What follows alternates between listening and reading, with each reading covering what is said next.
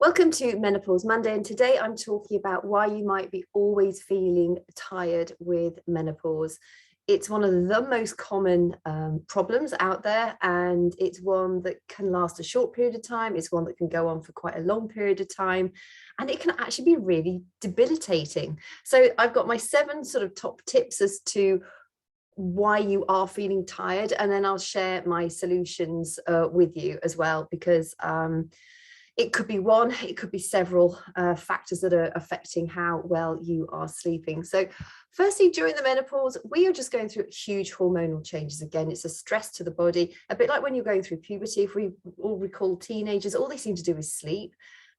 That's a little bit similar to what's going on with our menopause. Our hormones are all over the place. Our body's trying to wonder what on earth's happening. And sometimes you just feel incredibly tired. And if you're feeling really, really tired, sometimes the best thing is to just let yourself rest and recover.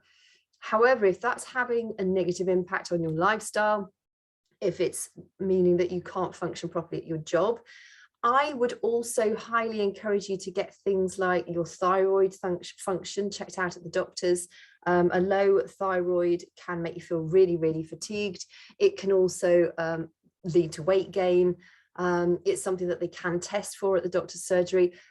Thyroid tends to happen during the midlife phase too, so I think it's very easy to put that down to possible menopausal symptoms, but actually it's the thyroid. You also get joint pain with low thyroid, so just be aware of the fact that you may need to go to see your doctor and actually suggest these tests. So one would be the thyroid function. Other would be how much vitamin D are you synthesizing? Do you have a deficit? In the UK particularly, it can be hard to get enough vitamin D, particularly as a lot of us live indoors. We might be working long hours in an office and we're not getting out into the sunshine or ultraviolet light as much as we should, as much as we could do. That can lead to vitamin D deficiency, particularly through the longer sort of autumnal winter months. So just make sure that you're getting that checked as well. It can have quite a negative impact on your fatigue, your sleep, your heart health, your immune system, how happy you feel. If in fact, it can have a very important effect on so many different aspects of our health. So just make sure you are looking into that. You may also need to supplement with a good overall vitamin B complex. Vitamin B, we tend to be lacking in to a degree during our menopausal years. So that helps support our nervous system as well. It might be that you need to supplement with vitamin B. So looking at sort of the reasons for fatigue firstly, the first one I've just mentioned is our hormonal changes. We should all be able to manage our tiredness to that fatigue to a degree. We also have very busy lives. We might be caring for elderly parents. We might have offspring leaving the nest, so we're transitioning into being empty nesters. That can be really stressful. The dynamics of our relationship with our significant other can then change. It all has a negative impact on how well we feel. But also how well we're flourishing. When we've got these things going on in our minds all the time, where we might be physically, caring for elderly parents, it can be absolutely exhausting. So the other thing, number 3, is poor sleep. Oh God, I mean, I think so many of us struggle with our sleep. I cannot remember the last time I actually had a good night's sleep. That I can't. It's years since I actually slept from going to bed and waking up. That's partly due to pets, partly due to hot flushes, partly due to the fact that I think as we get older, our sleep just gets more sporadic. I know some people who can sleep really, really well. And it's just like, oh God, that would be so it'd just be amazing, wouldn't it? Just to be able to sleep so well. Anyhow, I'm not going to go into sleep in any great detail here, but I do have free resources to share with you at the end. And also, if you're watching this on Instagram, click the link in my bio, because go to the free resources for you and you'll see I've got a healthy sleeping habits ebook that you can get. I've got water recipes, all sorts of different things. exercises or workouts for you. So have a look in there and see if there's something there that you feel you would be able to support you. The sort of fourth one is vitamin D. I've touched on that. It does have such an impact on our overall on how we sleep and how happy we feel. If we're feeling happier, then we can manage our stress more effectively. So if you're able to, just get out into nature 20 to 30 minutes every day, even during the winter months. Wrap up and get outside. It's such an important part of our mental and physical health. And maybe even combine that with exercise. That's my fifth tip, or fifth point, is many of us lead very sedentary lives, and we need to move our bodies. The human body is designed for movement, and when we're not moving it, we get creaky joints, because a lot of our joints are what's called synovial joints, where our movement stimulates the synovial fluid, which cushions the joints and keeps the whole joint capsule healthy. It obviously helps prevent muscle atrophy, because as we get older, definitely our muscles begin to atrophy. You might think it's cellulite. It's probably not. It's the breakdown of muscles. Our posture can suffer if we're not doing weight training. We can, our bones can get more brittle. So exercise, the best types really for menopause are HIIT, high intensity interval training, combined with strength training. And if you can do some of that outside at the same time, you're going to improve your how you feel. Exercise is great for gobbling up stress hormones. It releases feel-good hormones. It makes you feel stronger. It does what your body needs it to do.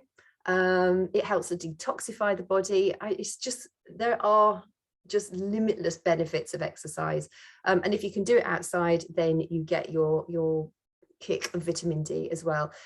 Just incidentally, sunscreen, if you wear a lot of face cream with sunscreen, body cream with sunscreen, that actually blocks out the body's ability to absorb vitamin D. So do bear that in mind.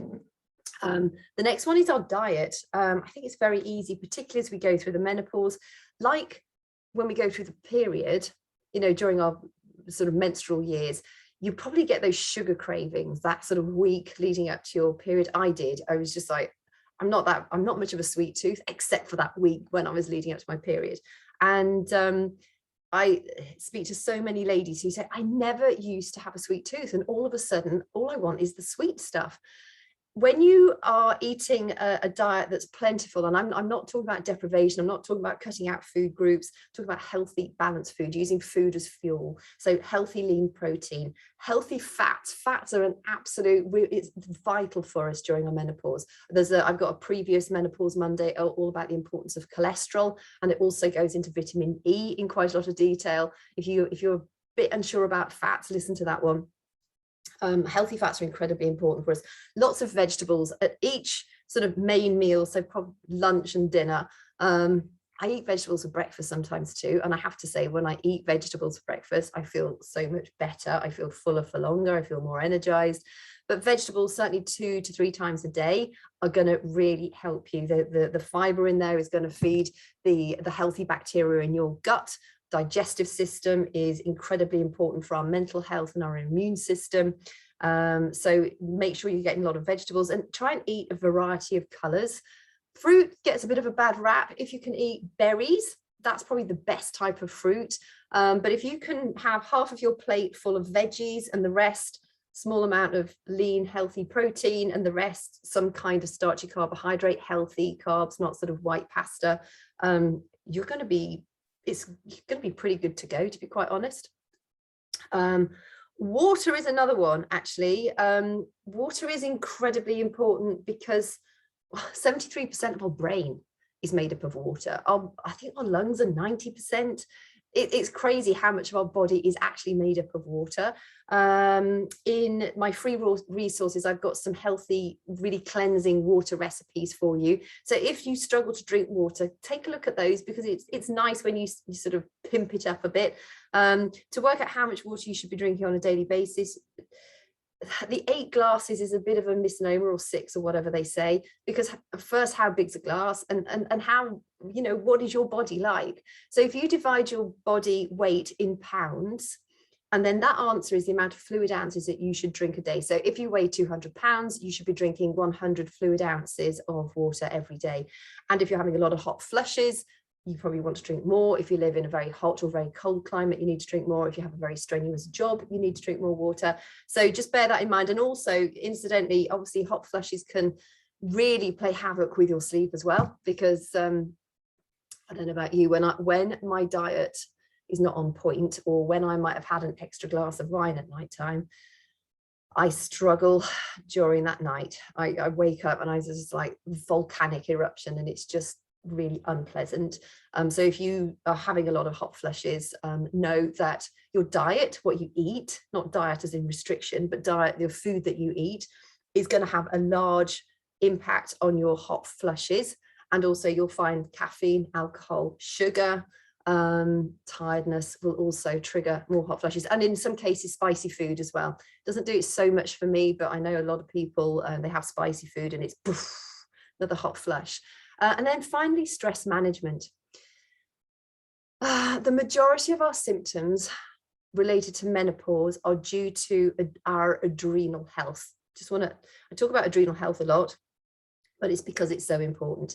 If you have got good adrenal health, your symptoms are likely, not in all cases, but are likely to be significantly reduced. Because when our ovaries go into retirement, our adrenal glands actually release estrogen, because our ovaries are no longer doing that. And it's not just estrogen that we're talking about, progesterone and testosterone, they're all diminishing as we go through the menopause, because we simply don't need them in such greater amounts anymore. However, if you've constantly been under stress for a long period of time, you're going to find that your adrenal health is not going to be as prime and as thriving as it could be. Stress management is incredibly important, because that's going to help nurture your adrenals, and it's going to also then have a positive impact on how you manage it, or on the symptoms that you have. One thing that I take daily is a range of adaptogen herbs. Adaptogen herbs are brilliant at helping us manage stress, so the cortisol that gets released in our body as a result of stress. Incidentally, the fat around our belly has 4 times the amount of cortisol receptors than any other part in our body. So if you're finding that, you're fairly slim around the rest of your body, but you're piling on the pounds around your middle, it's likely to be stress related. It's cortisol related. It's not so much that you've suddenly changed shape. It's where it's the stress response which is causing that to happen. Also, cortisol, when we release cortisol, it spikes or increases the insulin in our blood, and insulin is one of our fat storing hormones. So it's a bit of a slippery slope downwards. So if you can reduce stress on every level, not just walking down a dark alley at night stress, toxic relationships, what you're eating, nutritional stress, not being thirsty, making sure you're drinking enough water, sleep. If you're sleep deprived, that's another stress on the body. Not exercising, lethargy, a sedentary lifestyle is also a stressor on the body. And yeah, it's important to make sure that you're not over exercising, but I exercise pretty much 6 times a week. Is something I have done for a long period of time, admittedly. And if you're brand new to fitness, I wouldn't suggest you going with 6 times a week, certainly not at the level that I do it. But you should be moving 3 to 4 times a week at least, and moving sufficiently for a good period of time to get your heart rate spiking, to get the benefits, mental and physical benefits of exercise. In my free resources, I've also got a link that will get you 14 days entire free access to the workouts that I do. So if you're thinking, oh yeah, I might like to give that a go, if you do start that free trial, let me know, because then I can put you in the direction of the exercises that are going to suit you the best, so that you get them, you get the most out of your 14-day period, because there are over 2,000 workouts on it, and you might be like, where do I start? I can point you in the right direction. You also get loads of nutritional information, you get the workout calendars, you get an awful lot of support. And also, if you want to join me in my online fit community during your trial, we'd welcome you with open arms. So just going back to why you are feeling fatigued, it could be a multitude of reasons. I've covered the obvious ones today. I think you have to take it as a multi-dimensional approach. Improve your sleep, prioritize sleep. Sleep is the core, the absolute foundation of good health. Commit to movement regularly. Commit to getting outside for a few minutes every single day. Commit to making just a couple of healthy changes to your food, and make sure you're drinking enough water. And, you know, if you're feeling, oh, I'm not entirely sure, maybe it is my thyroid, it might also be low iron, because I don't know about you, on the run up to sort of perimenopause, I might miss a period and then I'd have a really, really heavy one, and it was completely out of the blue. If you're having that sort of experience, it could be that you're low in iron as well. And that can make you feel very fatigued. So thyroid, iron, vitamin D in the doctors, get that checked out. Otherwise, lifestyle changes that you can easily incorporate. If you want, you know, if you've watched this and you just think, oh, I'd really like to have a quick chat with her, let me know. I'm more than happy to have a quick chat with you. And please, if you've liked this, give me a thumbs up, subscribe to my channel if you're watching this on YouTube so you don't miss future Menopause Mondays. If there's something you want me to cover in particular, please let me know again so I can make sure to include that for a future Menopause Monday. And I really appreciate your time today, and make it a great one. We are thrivers. We are. I'm trying to convince myself of that too sometimes. Go for it. We live once, embrace it.